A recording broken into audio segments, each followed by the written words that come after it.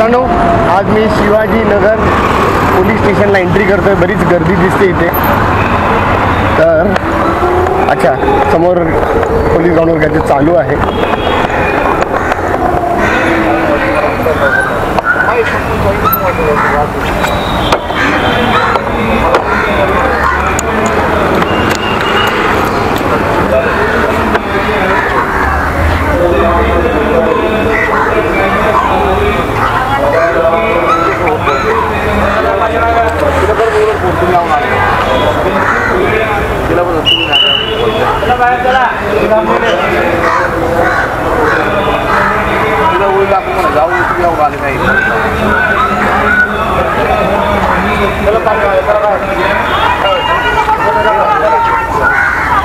Running संपल्यानंतर उजव्या बाजूची जी मोकळी जागा आहे तिथे आता सध्या उमेदवार आहेत.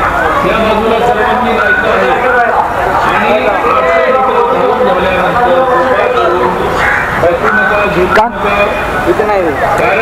इथं नाही थांबायचं. का नाही थांबायचं? आपण एवढं नाही इथं नाही थांबायचं सांगितलं. कुणी सांगितलं? कुणी सांगितलं? आमच्या सरांनी. कुठल्या सरांनी? इथं सरत नाही खाली. विचारू का त्यांना? विचारून इथं विचारायचं काय संबंध आहे? ग्राउंडवरच परमिशन नाही आहे प्रायव्हेट माणसाला. मी कुठे ग्राउंडवर कुठे? मी तर थांबलोय ना. पोलीस इथं पण नाहीये थांबायचं. नाही बघायचं म्हणून सांगितलं ना. कुणी सांगितलं? सरांनी. इथं लेडीज थांबत्या सगळ्या, त्याच्यामुळे नाही थांबायचं इथं. लेडीज बघायचं असलं तर तिकडे पलीकडे साईडला बघायचा प्रश्न नाही. मग बघायचा विषय नाही. बाकीचं काहीच नाही. थांबा त्याला बाहेर. ठीक आहे, ठीक आहे, ऐकतो ना. वादिवाद घालणार हो सर. नाही, वाद घालत नाही सर. काय केकाने साहेब ना? हा बोला. ठीक आहे, ठीक आहे. मी मिलिंद वाद घालायला जाधव. मी मिलिंद वाद घालतोय असं वाटलं का तुम्हाला? काय सर तुम्ही इथं मी तुम्हाला प्रश्न विचारला. ऐका सर, महिला जर इथं तुम्हाला म्हटलं मी सर बाहेर थांबा, तर मला कर्तव्य दिलंय म्हणून सांगतो ना मी तुम्हाला. बरोबर आहे का नाही? ठीक आहे साहेब. मग कोणीतरी मला कर्तव्य दिलं म्हणून तुम्हाला बोलतो ना मी. ऐका ऐका. आपण कोण? मी मिलिंद जाधव, TV 10 पत्रकार आहे. नाही ऐका ना. साहेबा ऐका इकडे काय म्हणतो माहिती का केकाने साहेब? बरं इकडे इकडे सर हात हात बाजूला टीव्ही नाही तरी तुम्ही असले भरतीची शूटिंग घ्यायला परमिशन घ्यायला. नाही मी हा बोला सर. तुम्ही शूटिंग कसं काय करताय? अहो पोलीस स्टेशनच्या आवारात आहे मी. परमिशन घ्यायला नाही मी तेच म्हटलं. मी येतो ना, भेटतो ना. नाही सगळं दाखवतो तुम्हाला. मी आता पोलीस भरतीची शूटिंग घ्यायला तुम्ही ऐका ना. अहो मी त्याची शूटिंग घेतच नाहीये. बरं ऐका दाखवा. मी इथं गाडी लावली आणि फक्त तिथं मी आलोय. मी साहेबांना भेटायला आलोय. साहेबांना भेटायला आलोय. येस येस भेटायला आलो सर. संपलंय का आता? हा ठीक आहे, थांबतो ना.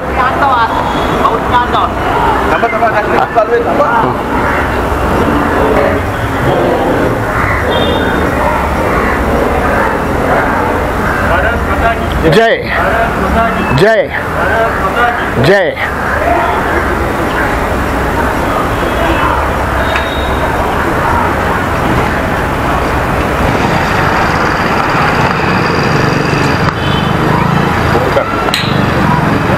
काढू दे.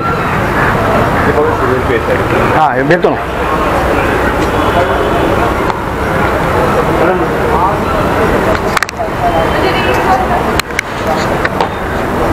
कॅमेरा लावून येस सर. चांगली कामं आपण करत. नमस्ते नमस्ते सर. नमस्ते नमस्ते. पिया साहेब आहेत का? आहेत का? पिया साहेब. पिया ओके चालू केलंय. हो चालू, सगळं चालू असतं. ते आमच्या हिस्टोरीसाठी मी सांगतो, त्यांना उत्तर देतो मी. ज्यांना पाहिलं त्यांना. तुम्ही तुमची काय ओळख आहे? मी LIB पोलीस हवालदार. मग तुमच्या कमिशनरने जे सांगितलं ना त्याप्रमाणे पोलीस स्टेशनमध्ये नाही असू दे ना. काय गोपनीय सूचना असतात त्या पत्रिकेत अटेंडेड नाही अगदी बरोबर आहे. अगदी बरोबर, म्हणून तुम्ही तिथे थांबलोय. मी आता तुम्हाला काय म्हणायचं तुमचं? Yes yes.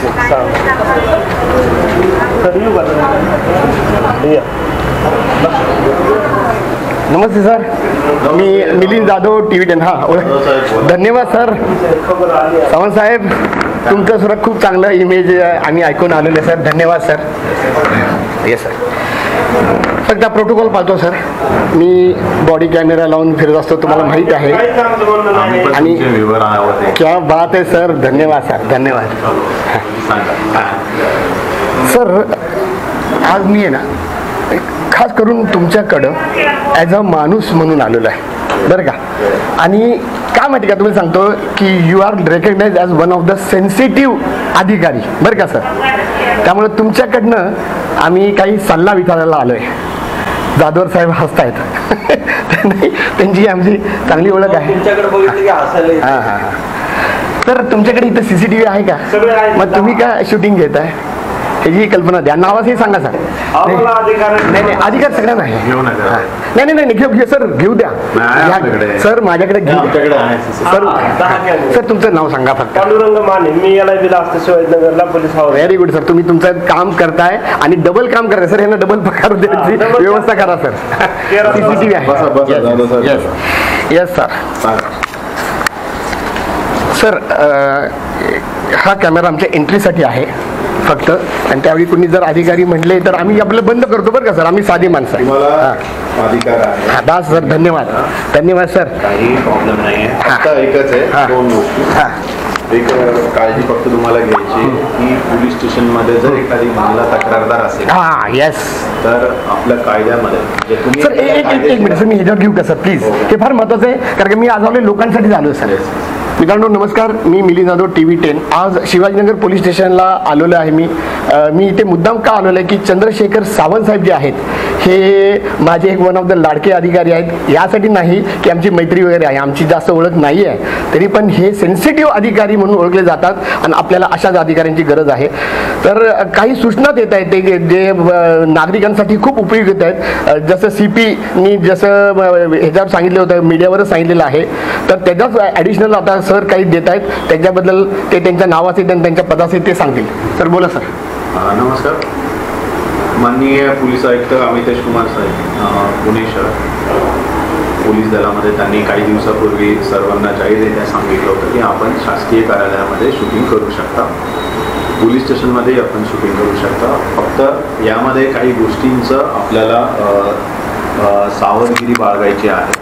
ती म्हणजेच पोलीस स्टेशनला ज्या महिला तक्रारदार येतात आणि कायद्याप्रमाणे तिची ओळख बाहेर कुठे हे होऊ नये, जाहीर होऊ नये, तिची ओळख, तिचं नाव, तिचा चेहरा कुठेही दाखवला जाऊ नये याची काळजी आपण घेतली पाहिजे. त्याचबरोबर त्या शासकीय कार्यालयामध्ये किंवा पोलीस स्टेशनमध्ये असलेल्या महिला अधिकारी अंमलदार ज्या असतील त्यांची डिग्निटीला, म्हणजे त्या एखाद्या कुठेतरी बसल्या असतील, काहीतरी हे असेल तर त्यांच्या डिग्निटीला काही बाधा येईल असं कोणतंही चित्रीकरण असता कामा नये. किंवा एखादा काही सेन्सिटिव्ह तपास चालू असेल, मीटिंग चालू असेल तर अशा ठिकाणी आपण हे करण्याची सावधगिरी बाळगणं आपलं एक काम आहे. आपल्या कोणत्याही प्रश्नासंदर्भाने आपण डेफिनेटली आमच्याशी बोलताना शूटिंग घेऊ शकता आणि विचारू शकता, त्याबद्दल काही प्रॉब्लेम. थँक्यू. मित्रांनो शूटिंग म्हणजे विशेष करून पोलीस स्टेशनमध्ये आणि पोलीस संदर्भातले जे शूटिंग आहे त्या संदर्भात सावंत साहेबांनी इतक्या छान शब्दात इतकं व्यवस्थित सांगितलेलं आहे. याची काळजी सर्वांनी घ्यावी आणि TV10 हा मी माझा शब्द देतो सर, मी यात चुकणार नाही. माणूस म्हणून जर चुकलो तर माणूस म्हणून तुम्ही मला सावध करू शकता. मी लगेच माझी चूक सुधारीन आणि जर ती चूक सुधारण्याच्या पलीकडचं असेल तर जी शिक्षा असेल ती भोगायला सुद्धा मी तयार आहे सर. इच्छा आहे की तुम्ही कोणत्याही कायदेशीर याच्यामध्ये सापडू नये. वा, चांगलं काम करता. कोणत्याही एखाद्या महिलेची जी तक्रारदार असेल तिची ओळख जाहीर होऊ नये, कारण तिला कायद्याने वेळोवेळी माननीय कोर्टाने अशा आदेश दिलेले आहेत आणि कायद्यामध्ये पण ते सांगितले की तिचं नाव कुठेही बाहेर नाही आलं पाहिजे. तिला त्याप्रमाणे संरक्षण आलं तर ते कायद्याचा भंग केला असं मानलं जातं. अच्छा. आणि त्यावरून कायदेशीर कारवाई होऊ शकते. त्यामुळे ही सावधगिरी सर्वांनी बाळगायची आहे. सर तुम्ही असं पर्टिक्युलरली एक विशेष हे केलेलं आहे, तर असं काही तुम्हाला TV10 संदर्भात तुमच्याकडे काही आलं का आतापर्यंत? अजून तरी असे कोणते आमच्याकडे काही आलेलं नाही. आज मी तुमच्या कसं असं होऊ नये तो एक मला फक्त आपण काळजी घ्यावी असं. सर या संदर्भातले जे काही सल्ले लागतात त्याच्या संदर्भात मी तुमच्याकडे वेळोवेळी तुमचा वेळ विचारून येणार. तुमची काही हरकत आहे का सर? नाही, काही हरकत नाही. आज आमच्याकडे एक 5-6 प्रश्न आहेत, तर आज तुम्हाला वेळ आहे का सर? हो. सर सगळ्यात महत्त्वाचा प्रश्न माझा असा आहे, जसं तुम्ही आता माझ्या बॉडी कॅमेरावर सांगितलं की तुम्ही माझे सबस्क्रायबर आहात, तुम्ही माझे व्हिडिओज बघतात, त्याबद्दल पूर्ण पुण्याच्या नागरिकांतर्फे धन्यवाद. कारण का मी काम करतो माझ्यासाठी नाही, पुण्यासाठी काम करतो. सर 27 तारखेला 27 फेब्रुवारीला महानगरपालिका जी तुमच्या ॲक्च्युली अखत्यारीखाली येते त्याच्यामध्ये एक काही घटना घडली आणि ती माझ्या व्हिडिओमध्ये तुम्ही स्वतः बघितली असण्याची शक्यता आहे. तर माझा पहिला प्रश्न असा आहे की सर की जोपर्यंत तक्रारदार तक्रार करत नाही तोपर्यंत तो घटना घडली नाही किंवा तो गुन्हा घडला नाही असं असतं का? आणि पोलीस म्हणजे एक सुमोटो नावाचा एक शब्द आम्ही खूप ऐकला आहे साहेबा, सुमोटो. तर त्याचा अर्थ असा आहे की पोलीस स्वतःहून कारवाई का करत नाहीत जर त्यांना गुन्हा घडला असं वाटत असेल तर याच्यावर सर थोडं विस्तृतपणे सांगा त्या घटनेवर. मला तुम्ही कोणत्या घटनेचा बद्दल बोलत आहात तो व्हिडिओ मात्र मी बघितलेला नाही. ठीक आहे, डेफिनेटली त्याबद्दल काहीही माहिती असेल तर मला सांगू शकता आणि त्याप्रमाणे आपण जे काही कायदेशीर कारवाई असेल ते करू. सर आजचं चर्चा संपल्यानंतर मी पहिल्यांदा तुमच्या नंबरवर तो व्हिडिओ पाठवीन तुम्हाला. 24 मिनिटाचा तो व्हिडिओ आहे. त्याच्यामध्ये एक सुरक्षा अधिकारी, महानगरपालिकेचा सुरक्षा अधिकारी एका नागरिकाला, म्हणजे मी एक नागरिक म्हणून तिकडे गेलो होतो, तर मला अक्षरशः त्याच्या केबिनमध्ये काही कारण नसताना फरफडत आणलेला आहे. आणि अशा प्रकारचा व्हिडिओ हा सोशल मीडिया तो आहे जो पहिल्यापासून त्याच्याशी चांगलं बोलतो. आणि सगळ्यात महत्त्वाचा मुद्दा काय, त्या अधिकाऱ्यांनी मला बोलवलं होतं. म्हणजे असं नाही की मी माझ्या स्वतःच्या कामासाठी गेलो होतो, त्या अधिकाऱ्याने मला बोलवलं काही म्हणजे शंका दूर करण्यासाठी, जसं मी तुमच्याकडे आज मी स्वतःहून आलोय. तर अशा वेळी आणि त्या अधिकाऱ्याच्या जसं तुमच्या ह्याच्यामध्ये सर हा CCTV आहे, हे फार चांगली गोष्ट आहे, सक्षमतेची गोष्ट आहे. त्याच्या खोलीमध्ये सुरक्षा अधिकारी त्या पदावर असून त्याच्या खोलीमध्ये CCTV नाही आहे याच्याबद्दल मी तक्रार 2 वर्षापासून करत आलेलो आहे. असं असताना एका नागरिकानं 353चा बचाव कसा करायचा, तर पहिलं मी सांगतो की त्या घटनेमध्ये हे सगळं आहे, तुम्ही ते बघावं. आणि जेव्हा तुम्ही बघाल तेव्हा मग मी तुमच्या फोनची वाट बघतो, त्यावेळी परत येऊन त्या घटनेवर मी तुम्हाला प्रश्न विचारेन. 353 सर 353 हा इतकं कवच आहे, चांगलं आहे, पण सर त्याचा गैरवापर जास्त होतो असं दिसतंय. तर त्याच्यावर माझे 2-3 प्रश्न आहेत. पहिलं म्हणजे सर हे 353 एक्झॅक्टली कसं दाखल होतं एका नागरिकावर? 353 हा जुना IPCचा त्याला आता BNS मध्ये नवीन कलम आहे. 353चं म्हणजे त्याला म्हणतात शासकीय कामात अडथळा. एखादा शासकीय अधिकारी किंवा कर्मचारी त्याचं शासकीय काम करत असताना जर कोणी त्याला विलफुली म्हणजे इच्छापूर्वक त्याच्या कामामध्ये अडथळा, त्याच्या कामामध्ये बाधा होईल असं काही कृत्य करेल तर त्यावेळेस हा शासकीय नोकरावर केलेला कामात आणलेला अडथळा असं मानला जातो आणि तो बेकायदेशीर आहे. तर त्याच्यावर सर बरेच संभ्रम आहे, त्याला बेल मिळत नाही असं काहीतरी म्हणलं झालं आहे, त्यामुळे लोक जरा आणखीन जास्त घाबरतात त्याला. आत्ताची परिस्थिती काय? संरक्षण आहे शासकीय अधिकारी आणि कर्मचाऱ्यांना काम करताना कायद्याने दिलेलं संरक्षण आहे त्या संदर्भात. आणि बेलचा जे काही अधिकार आहे तो माननीय कोर्टाकडे आहे. अच्छा अच्छा. बरं सर, तुमच्याकडे एक तक्रार आली तर तुम्ही त्याची चौकशी लगेच सुरू करता आणि आरोपी जो त्यांनी सांगितलं आहे त्याला म्हणजे त्याचं निर्दोष सिद्ध करायच्या अगोदर त्याला अटक होते असं मी ऐकलंय, ते खरं आहे? निर्दोषत्व सिद्ध करण्यासाठी नसते, आरोपीला अटक ही त्या गुन्ह्यामध्ये अधिकची माहिती घेण्यासाठी. जो गुन्हा घडलेला आहे आणि त्या आरोपीकडून जर काही रिकव्हरी असेल, काही त्या आरोपीकडून नवीन बाबी निष्पन्न होणार असतात त्या गुन्ह्यामध्ये, त्यासाठी पोलीस आरोपीला अटक करत असतात. निर्दोषत्व सिद्ध होण्याआधी अटक नाही.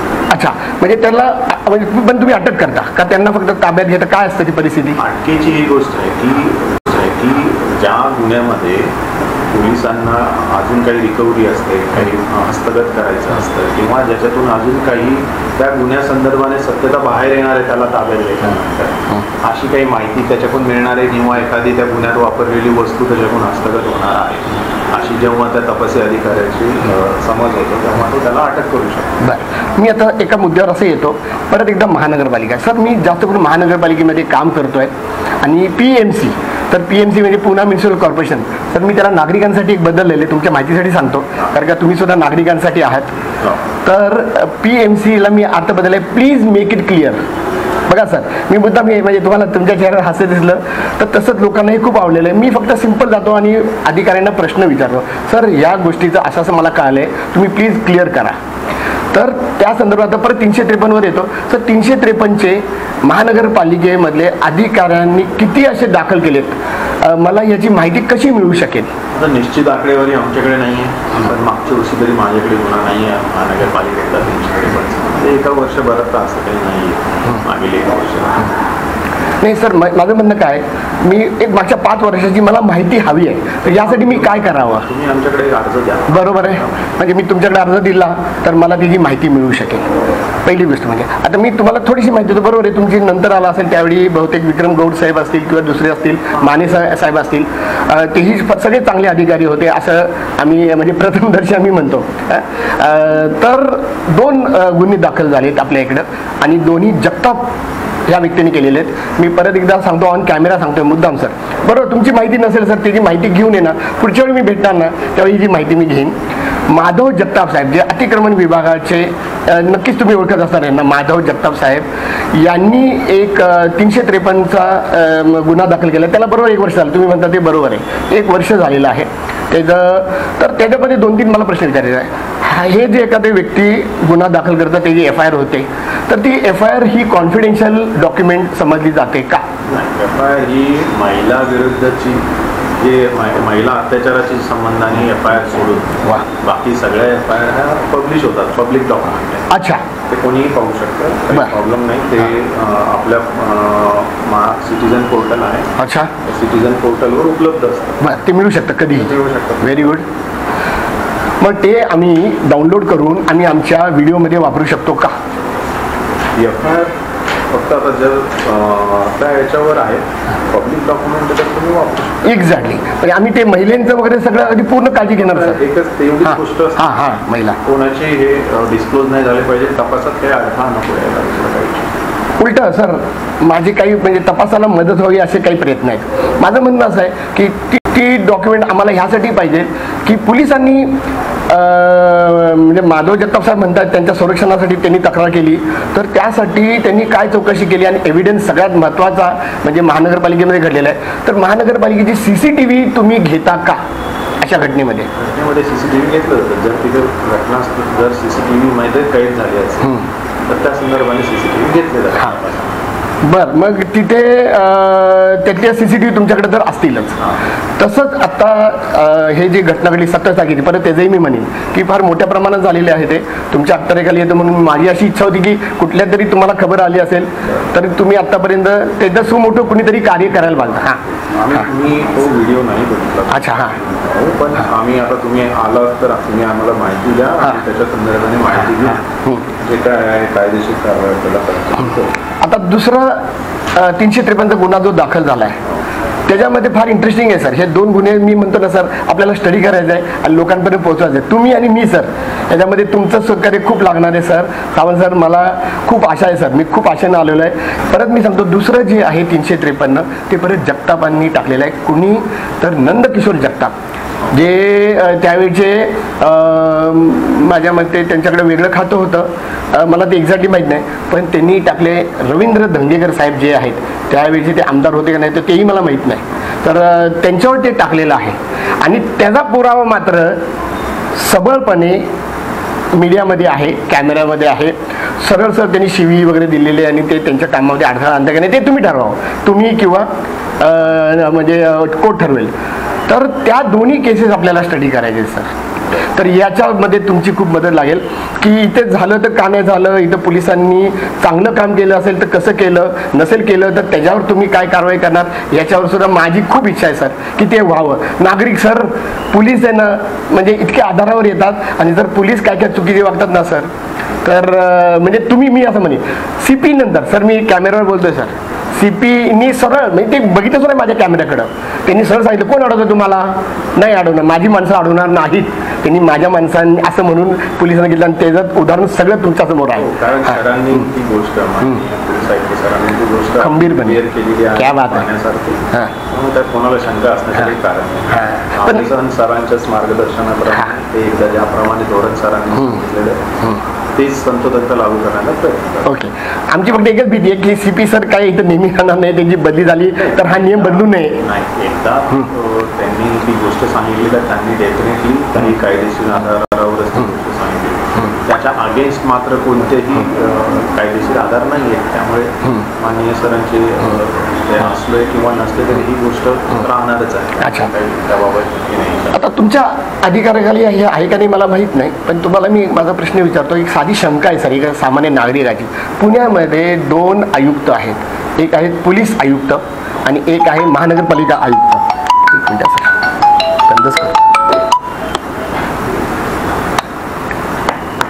सर, बरं एक मिनिट सर. सॉरी सर, थोडासा तुमचा वेळ घेतोय, पण हे पुढच्या नागरिकांच्या जास्त फायद्यासाठी आहे सर.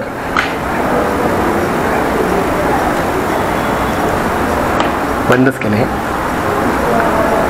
नाही सर, तुमचं नका करू सर, तुमचे महत्त्वाचे कॉल येतात सर. असं थांबा, म्हणजे कॅमेरावर मी ते सांगणार सर. सरांनी सुद्धा स्वतःचा मोबाईल बंद केला सर, काय कमाल आहे सर. बऱ्याच ऑफिसरच्या बाहेर येणं असा बोर्ड लावला असतो की मोबाईल ऑफ करून घ्या, मग ते स्वतः ऑफ करतात का सर? काय सर, खरंच म्हणजे तुम्ही जसे आता मला दिसताय आणि जसं ऐकलं तसेच जर आहात ना सर, तर मी तुमचा भक्त आहे, मी असं सांगतो सर. तर असेच राहा सर. ह्याचं म्हणजे अधिकारी म्हणून शेवटी माणूस आहे हो, शेवटी त्याला कोणाला तर उत्तर देते, घरच्यांना उत्तर देते, त्याच्या आईवडिलांना उत्तर देते सर. फार बरं वाटलं सर. तर परत मी माझ्या मुद्द्यावर येतो. तर म्हणजे हा 353 जो आहे तो दुसरा जो आहे त्याच्यावर आपल्याला स्टडी करायचा आहे. आणि माझा प्रश्न असा आहे सर, परत एकदा नीट ऐका. 2 पुण्यातले आयुक्त आहेत, पुणे सारख्या शहराचं आपण एक उदाहरण घेऊया. पुण्यात 2 आयुक्त आहे, एक पोलीस कमिशनर अमितेश कुमार आणि दुसरे आहेत PMC आयुक्त डॉक्टर राजेंद्र भोसले.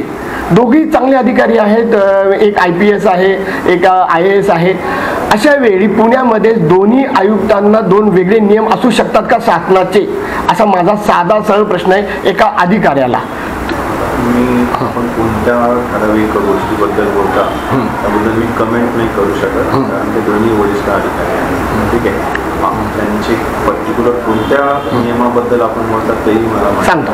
त्यामुळे आणि ऍक्च्युली तिथे काय परिस्थिती आहे कार्यालयामध्ये, त्यांच्या कार्यालयात काय रिस्ट्रिक्शन्स आहेत त्याबद्दल त्यांच्या कार्यालयातूनच आपल्याला अधिक माहिती. नाही ठीक आहे ना सर, त्यांच्याकडे मी ते पत्रव्यवहार केलेला आहे. बाबतीत तर माननीय पोलीस आयुक्त गोष्ट आपल्याला येस. नाही मी परत एक साधा अधिकारी, एक पुण्यातला अधिकारी आहे आणि तुमच्या ज्युरिस्टिक्शनमध्ये तर नक्की तिथं काय गुन्हा झाला तर तो तुमच्याकडेच येणार. तर मी जर एखादा म्हणजे मला तेच म्हणायचं की तिथं नियम आहेत पण अजून आयुक्तांनी काही जाहीर केलं नाही आहे. आणि आम्ही या दरम्यान आयुक्तांना सांगितलंय जसं अमितेश कुमारांनी जाहीर केलं तसं तुम्ही जाहीर करा की इथं शूटिंग घ्यायचं नाही, तुम्ही म्हणला त्याप्रमाणे. मी फक्त एक अधिकारी म्हणून म्हणलं की संविधान त्यांना वेगळं आहे आणि यांना वेगळं असं आहे का, हो का नाही मला सांगा सर. ते आता त्या कार्यालयाप्रमाणे त्यांनी जर काही केलं असेल तर त्याचा आपण नियमाप्रमाणे अभ्यास करू की ते जे काही नियम बनवले असेल तो बनवतो कायदेशीर आहे किंवा नाही. सर संविधान म्हणतोय मी सर, संविधान त्यांना चेंज करायचा अधिकार आहे का? संविधानाचा विषय येत नाही तिथं येतो की तिथे लोकली काही त्यांनी नियम बनवला आणि तो जर नियम बनवला असेल तर तो कायदेशीर कायद्यावर आधारित आहे का, तर तेही सर याचाही आपण अभ्यास करूया. मला काही पत्रकं मिळालेत, पत्र मिळाले ते सो कायद्याचं आहे का नाही एवढं एक माणूस म्हणून एक अधिकारी म्हणून मला तुमची मदत होऊ शकेल सर.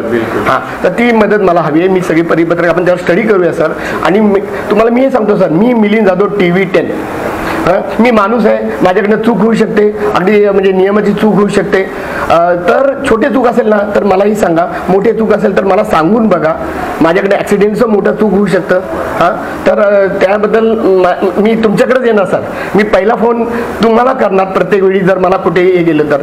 सर एका नागरिकाला काही नियम नसताना, काही लिखित नसताना, कुठलाही अधिकार नसताना संविधानामध्ये सरकारी कुठल्याही कार्यालयामध्ये जर अडवलं गेलं काही कारण न सांगता, तो कारण विचारतो मला कारण सांगा आणि तर याच्यावर पोलीस काय ऍक्शन घेते? कारण त्याप्रमाणे तिथे काय परिस्थिती आहे, कोणत्या कारणासाठी अडवलं गेलं काय, या गोष्टी पाहून आपण त्याच्यावर कारवाई करू शकतो. तिथे काय परिस्थिती झाली काय नाही, जसा प्रसंग असेल त्याप्रमाणे कारवाई होईल. Okay sir. त्या संदर्भात सुद्धा परत तुमच्याकडे केस आहे.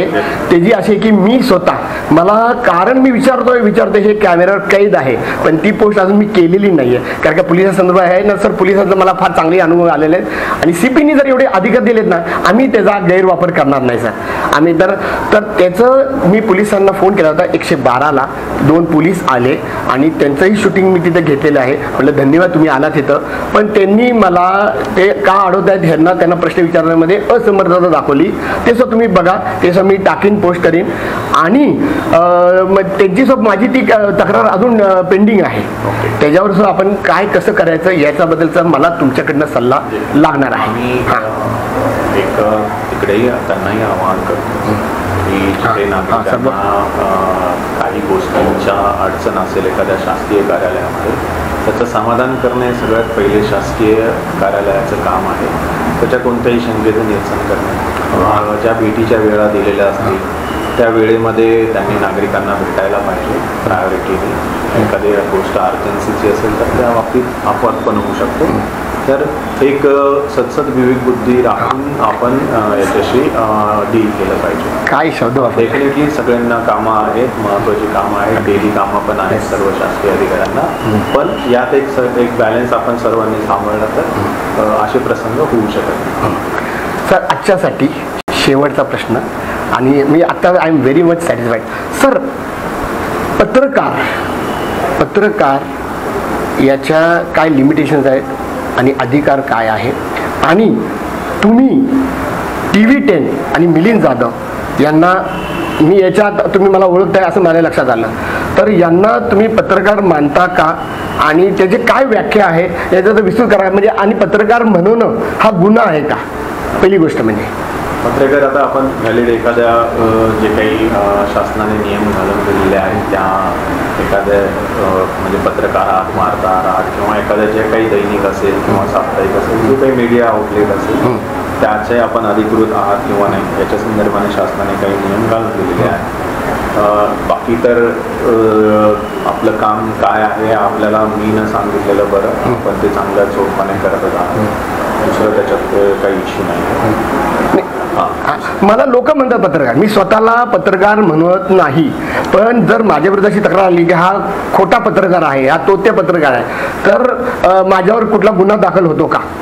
नाही, आता त्याच्यामध्ये काय ते करून काय प्रसंग केलेला आहे त्यावरती गुन्हा होऊ शकतो. काय कोणत्या प्रकारे त्यांनी तिथे काम केलेलं आहे, तिथे काय झालेलं आहे त्यांच्याकडे, त्या प्रसंगावर आधारित कायदेशीर कारवाई होऊ शकते. बरं, त्याच्यावर फक्त मी एक उदाहरण फक्त देतो सर. म्हणजे बनाव करून जर काही फसवणूक केली, बनाव करून जर काही केलं असेल तर त्या गोष्टी कशाप्रमाणे होतील. अच्छा, म्हणजे पत्रकार ह्या मी फक्त एक अशोर्ड करतो कोणतीही गोष्ट आम्ही तो प्रसंग छाननी करून त्याचे कायदेशीर हे करूनच कारवाई, कोणतीही कारवाई एकतर्फी असणार नाही आम्हाला. क्या बात आहे, धन्यवाद सर.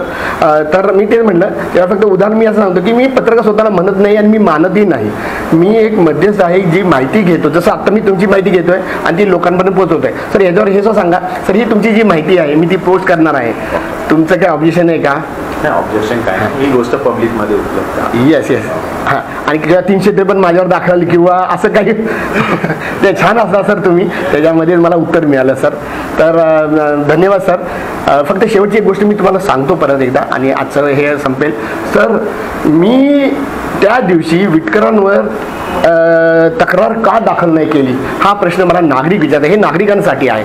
तर सर मी माझ्या असाच प्रसंग घडलेला आहे. मी तुम्हाला नावही सांगतो.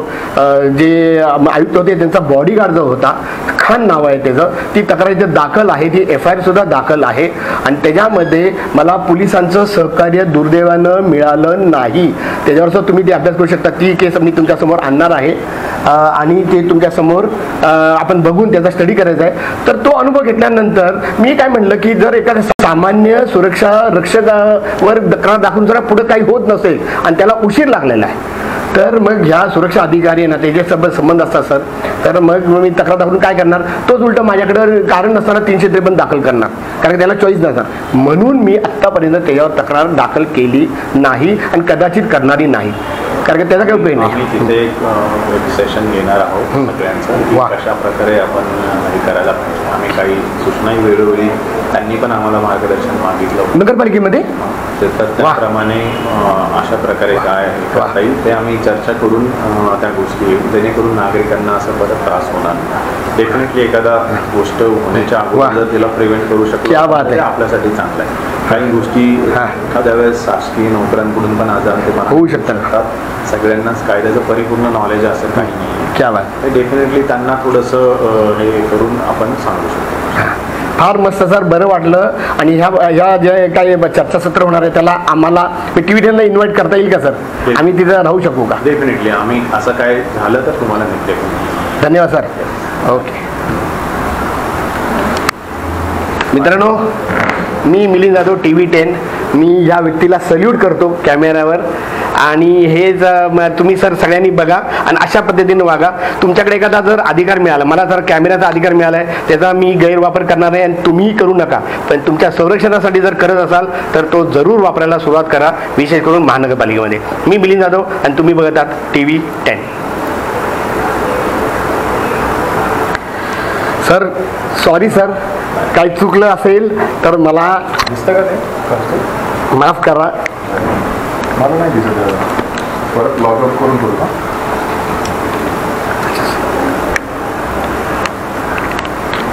हां, मला मी पाणी पितो मी. नाही हा, बसून प्यायचं बरोबर आहे. गुडघ्याला त्रास नाही. सर उभे म्हणून मी उभा राहिलो.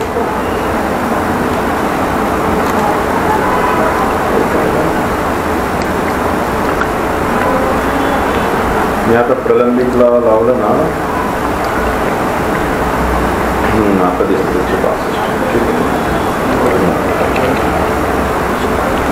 चला दादू साहेब, ते पाणी वाया जाऊन नये म्हणून घेतो मी. अरे बिल. येस सर, फार बरं वाटलं सर. Yes. फार बरं वाटलं. आणि काय घाबरण्याचं कारण नाही कॅमेऱ्याला. हां उलट आम्हाला कॅमेऱ्यांची मदत होते खूप वेळ. सर, मी सदैव तुमच्या सेवेला आहे सर. मला कधी बोलवा. मी लाईफ ह्यासाठी वाहिलेलं आहे सर. कफन बांधके तयार आहे सर. तुमच्या सगळ्याचा सपोर्ट असेल तर फार बरं वाटेल sir. Yes sir, yes sir. तुमचे एकदा इंटरव्ह्यू आपल्याला घ्यायचे, माहिती लोकांना कळण्याच्या दृष्टीने. चला सर.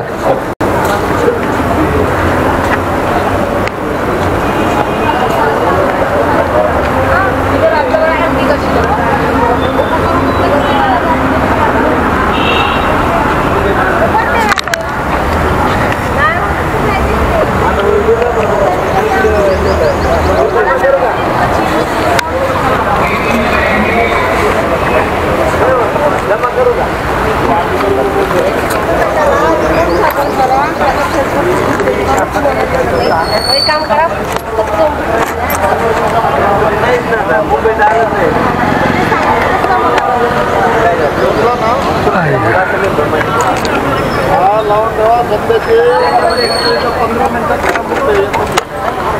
मला माहिती